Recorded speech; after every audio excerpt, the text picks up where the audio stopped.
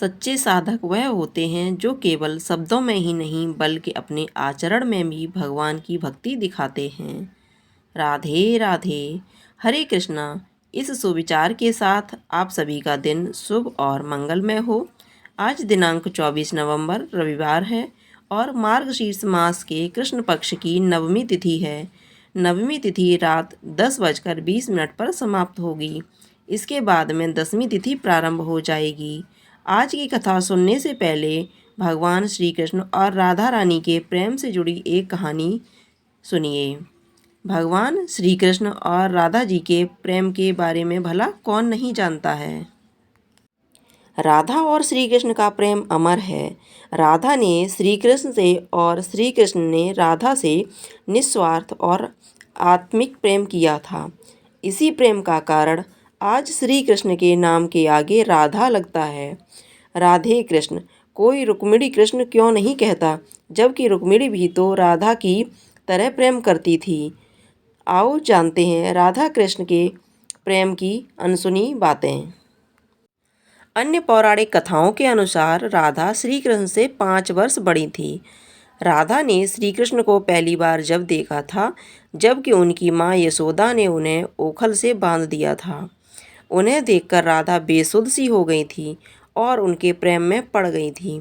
उन्हें लगा था कि यह किसी पूर्व जन्म का रिश्ता है। कुछ लोग कहते हैं कि वह पहली बार गोकुल अपने पिता वृषभानु जी के साथ आई थीं, तब श्री कृष्ण को पहली बार देखा था। और कुछ विद्वानों के अनुसार संकेत तीर्थ पर पहली बार दोनों की मुलाकात हुई थी।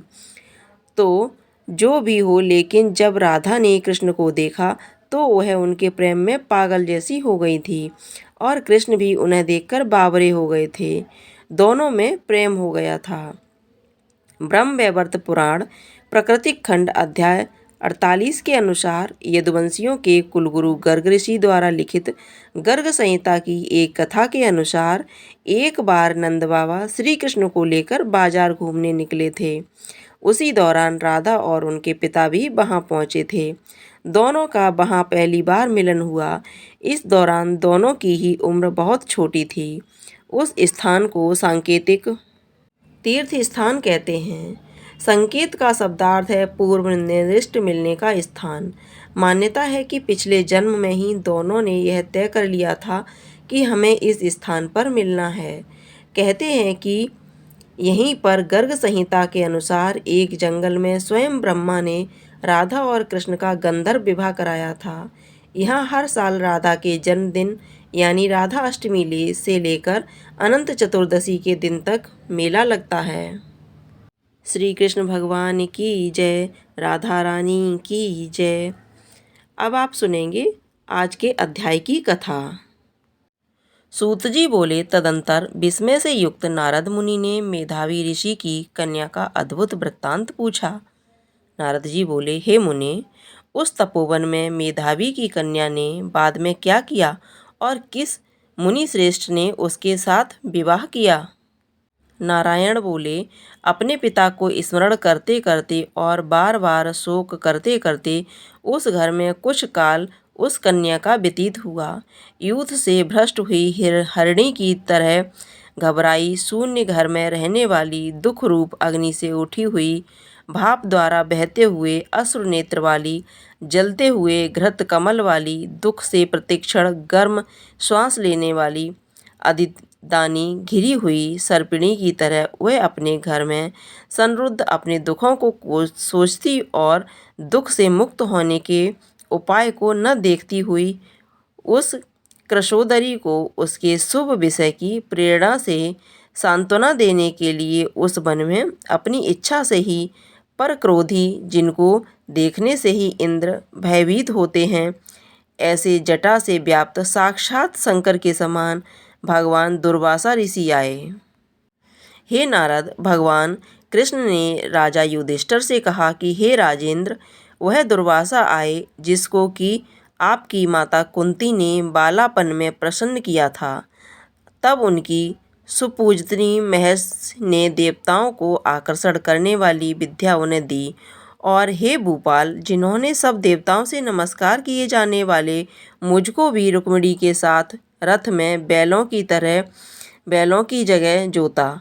दुर्वासा को बैठाकर रथ खींचते हुए जब हम दोनों मार्ग चलने लगे, तब चलते चलते मार्ग में अति तीव्र प्यास से सूखे गए थे। तालु और ओष्ठ जिस रुक्मिणी के ऐसी जल चाहने वाली रुक्मिणी ने जब मुझे सूचित किया, तब कंधे पर रथ की जोत को रखे हुए चलते चलते ही पाँव के अग्रभाव से पृथ्वी को दबाकर रुक्मिणी के प्रेम के वशीभूत मैंने भोगवती नाम की नदी को उत्पन्न किया।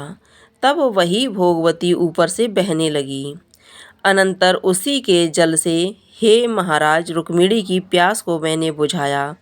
इस प्रकार रुक्मिणी की प्यास का बुझना देख उसी क्षण अग्नि की तरह दुर्वासा क्रोध से जलने लगे और प्रलय की अग्नि से के समान उठकर दुर्वासा ने शाप दिया। बोले, बड़ा आश्चर्य है हे श्री कृष्ण, रुक्मिणी तुमको सदा अत्यंत प्रिय है, अतः स्त्री के प्रेम से युक्त तुमने मेरी अवज्ञा कर अपना महत्व दिखलाते हुए इस प्रकार से उसे पानी पिलाया, अतः तुम दोनों का वियोग होगा। इस प्रकार उन्होंने शाप दिया था।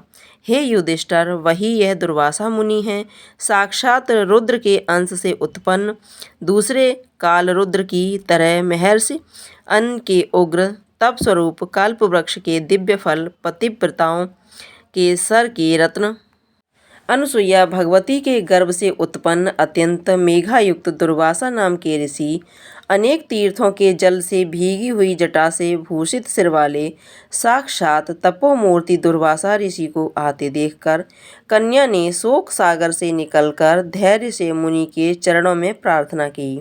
प्रार्थना करने के बाद जैसे वाल्मीकि ऋषि को जानकी अपने आश्रम में लाई थीं, वैसे ही यह भी दुर्वासा को अपने घर में लाकर अर्घ्यपाद्य और विविध प्रकार के जंगली फलों और पुष्पों से स्वागत के लिए आज्ञा लेकर आदरपूर्वक पूजन कर तदंतर हे राजन, यह बाला बोली। कन्या बोली, हे महाभाग, हे अत्रिकुल के सूर्य, आपको प्रणाम है। हे साधु, मेरी अवज्ञा के घर में आज आपका शुभागमन हुआ। हे मुनि, आपके आगमन से आज मेरा भाग्योदय हुआ है, अथवा मेरे पिता के पुण्य के प्रवाह से प्रेरित मुझे सांत्वना देने के लिए ही आप मुनिसत्त आए हैं। आप जैसे महात्माओं के पांव की धूल जो है वह तीर्थ रूप है, उस धूल का स्पर्श करने वाली मैं आप अपना जन्म आज सफल कर रही हूँ। आज मेरा व्रत भी सफल है। आप जैसे पुण्यात्मा के जो मुझे आज दर्शन हुए, अतः आज मेरा उत्पन्न होना और मेरा पुण्य सफल है। ऐसा कहकर वह कन्या दुर्वासा के सामने चुपचाप खड़ी हो गई। तब भगवान शंकर के अंश से उत्पन्न दुर्वासा मुनि मंद हास्य युक्त बोले। दुर्वासा बोले, हे द्विजसूतो, तू बड़ी अच्छी है। तूने अपने पिता के कुल को तार दिया है। यह मेधावी ऋषि के तप का फल है जो उन्हें तेरी ऐसी कन्या उत्पन्न हुई। तेरी धर्म में तत्परता जान कैलाश से मैं यहाँ आया और तेरे घर आकर तेरे द्वारा मेरा पूजन हुआ। हे वरारोह, मैं शीघ्र ही बद्रिका आश्रम में मुनीश्वर सनातन नारायण देव के दर्शन के लिए जाऊंगा, जो प्राणियों के हित के लिए अत्यंत उग्र तप कर रहे हैं। कन्या बोली, हे ऋषि, आपके दर्शन से ही मेरा शोक समुद्र सूख गया। अब इसके बाद मेरा भविष्य उज्ज्वल है, क्योंकि आपने मुझे सांत्वना दी है।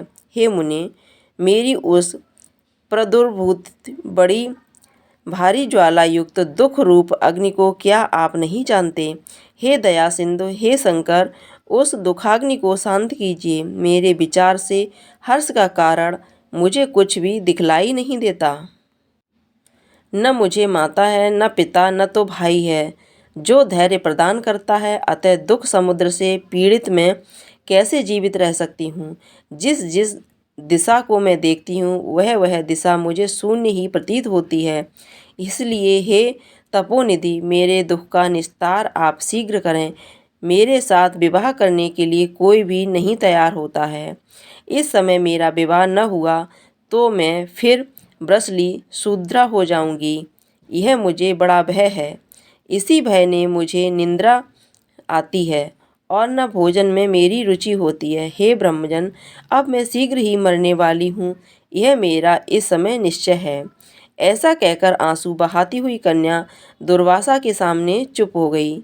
तब दुर्वासा कन्या का दुख दूर करने का उपाय सोचने लगे। श्री नारायण बोले, इस प्रकार मुनि कन्या के वचन सुनकर और इसका अभिप्राय समझकर बड़े क्रोधी मुनिराज दुर्वासा ने उस कन्या का कुछ हित विचारपूर्ण कृपा से उसे देखकर सारभूत उपाय बतलाया। इत श्री मार्गशीर्ष महात्म्य कथा अध्याय समाप्त। कृष्ण भगवान की जय, राधा रानी की जय। अब आप सुनेंगे कृष्ण चालीसा। बंसी शोभित कर मधुर नील जलद तन श्याम, अरुण अधर जनु विलंब फल नयन कमल अभिराम। पूर्ण इंद अरविंद मुख पीतांबर शुभ साज, जय मनमोहन मदन छवि कृष्ण चंद्र महाराज। जय यदुनंदन जय जगवंदन, जय वसुदेव देवकी नंदन, जय यशोदा सुत नंद दुलारे, जय प्रभु भक्तन के द्रग तारे। जय नटनागर नाथ नथैया, जय कृष्ण कन्हैया धेनु चरैया। पुनि नख पर प्रभु गिरिवर धारो, आओ दीनन कष्ट निवारो। बंसी मधुर अधर धर तेरी, होवे पूर्ण मनोरथ मेरी। आओ हरि पुण्य माखन चाख्यो, आज लाज भारत की राख्यो। गोल कपोल चिबुक अरुणारे, मृदु मुस्कान मोहिनी डारे। रंजित राजीव नयन विशाला, मोर मुकुट बैजंती माला। कुंडल श्रवण पीत पट आछे, कटि किंकड़ी काछन काछे। नील जलद सुंदर तन सोहे, छवि लखि सुर नर मुनि मन मोहे। मस्तक तिलक अलक घुंघराले, आओ कृष्ण बांसुरी बाले। करि पय पान पुत नहीं उतार्यो, अका बका कागा सुर मार्यो। मधुवन जलत अग्नि जब ज्वाला, भय शीतल लखि तहि नंद लाला। सुरपति जब ब्रज चढ़ायो रिसाई, मसूर धार बारिश करवाई। लगत लगत ब्रज चहन बचायो, गोवर्धन नख धारे बचायो। लखि यशोदा मन भ्रम अधिकाई, मुख में 14 भुवन दिखाई। दुष्ट कंस अति ऊधम मचायो, कोटि कमल जब फूल मंगायो। नाथ काली हई तब तुम लीने, चरण चिन्ह दय निर्भय कीने। कर गोपियन संग रास बिलासा, सबकी पूरण करी अभिलाषा। केतिक महा असुर संघार्यो, कंसई केस पकड़ दय मार्यो। मात पिता की बंदी छुड़ाई, उग्रसेन कह राज दिलाई। महिषे मृतक छयो सुत लयो, मातुदेव की शोक मिटायो। भौमासुर मुर दैत्य संहारी, लायो 10 सहस कुमारी। दैविनी तृण चीर सहारा, जरासिंध राक्षस कहाँ मारा। असुर बकासुर आदिक मार्यो, भक्तन के तव कष्ट निवार्यो। दीन सुदामा के दुख टार्यो, तंदुल 3 मुख मुठ डार्यो। प्रेम के साग विदुर घर मांगे, दुर्योधन की मेवा त्यागे। लखी प्रेम की महिमा भारी, ऐसे श्याम दीन हितकारी। भारत के पारथ रथ हाके, लिए चक्र कर नहीं बल ताके। निज गीता के ज्ञान सुनाए, भक्तन हृदय सुधा बरसाए। मीरा थी ऐसी मत वाली, विष पी गई बजा कर ताली। राना भेजा सांप पिटारा, शालिग्राम बने बनवारी। निज माया तुम विविध दिखायो, उरते संशय सकल मिटायो। तब सत निंदा करी तत्काला, जीवन मुक्त भयो शिशुपाला। जब ही द्रौपदी टेर लगाई, दीनानाथ लाज अब जाई। तुरत ही बसन बने नंद लाला, बड़ चीर भो और मुख काला। असनाथ के नाथ कन्हैया, डूबत भंवर बचावत नैया। सुंदर आस और धारी, दया दृष्टि कीजे बन भारी। नाथ सकल मम कुमति निवारो, क्षमु बेग अपराध हमारो। खोलो पट अब दर्शन दीजे, बोलो कृष्ण कन्हैया की जय। यह चालीसा कृष्ण का पाठ करे और धार, अष्ट सिद्ध नवनिधि फल लहे पदारथ चार। कृष्ण भगवान की जय, राधा रानी की जय। आप लोगों को यह कथा पसंद आई हो तो कमेंट बॉक्स में कृष्ण भगवान की जय अवश्य लिखिएगा। साथ ही साथ वीडियो को लाइक कीजिएगा, शेयर कीजिएगा। अगर अभी तक आपने हमारे चैनल को सब्सक्राइब नहीं किया है तो चैनल को सब्सक्राइब करके बेल आइकन को अवश्य दबा दीजिएगा, ताकि आप इसी तरह की अच्छी अच्छी कथाएं समय से सुन सकें। धन्यवाद।